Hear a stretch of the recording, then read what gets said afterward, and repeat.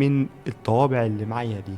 فبيقول الحاج عبد السلام انه لما طلع الظرف كان عمال يتلفت يمين وشمال، وكان خايف جدا انه اصلا يديني الظرف. فاول ما خدت الظرف وشفت الطوابع استغربت. الشاب ده منظره من الارياف، ومنظره بسيط، مش اللي هو معاه تحف زي دي.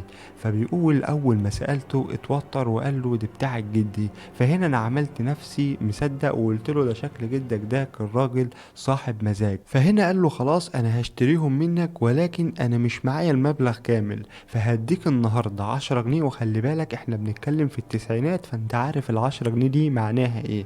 قال له هديلك 10 جنيه النهارده، وبكره عدى عليا هديلك 10 جنيه كمان. وطلب منه الطابع. فالشاب هنا رفض وقال له خلاص انا هجيلك بكره وتديني المبلغ كامل.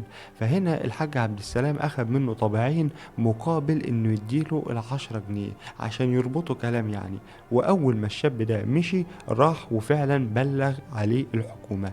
هنا أفراد الشرطة استخبوا في المحل بتاع الحاج عبد السلام وانتظروا الشاب. مجاش، ولكن بعد ساعة ظهر الشاب وبرضه كان خايف، وكان مخبي الظرف اللي فيه الطوابع تحت اللبس بتاعه. واول ما دخل وسلم على الحاج عبد السلام، الحاج عبد السلام خد منه هنا الظرف وبص على الطوابع الاول عشان يتاكد ان هما.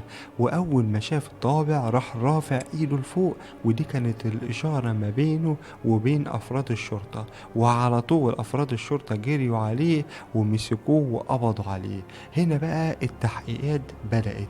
افراد الشرطه اللي كانوا بيحققوا معاه كانوا شاكين ان الطوابع دي مش مجرد مسروقات، دي حاجات تحف ونادرة، فأكيد وراها حكاية كبيرة. وتعالى بقى أقولك الشاب ده مين.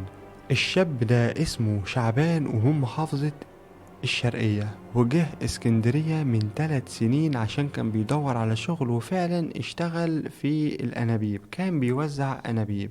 فهنا رجال الشرطة لما سألوه انت جبت الطوابع الغالية دي منين، قال لهم الطوابع دي انا وارثها من جدي. ولما فضلوا يضغطوا عليه عشان كانوا عارفين انه منظره ده مش منظر حد يشيل طوابع نادرة بالشكل ده، قال لهم ده واحد صاحبي كان مديهالي وقال لي ان الاقي لها بيعة. وطبعا افراد الشرطة هنا مش عبط، فلما لقوه غير كلامه فضلوا يضغطوا عليه ويهددوه لحد ما اعترف انه الطوابع دي بتاعته وانه سرقها.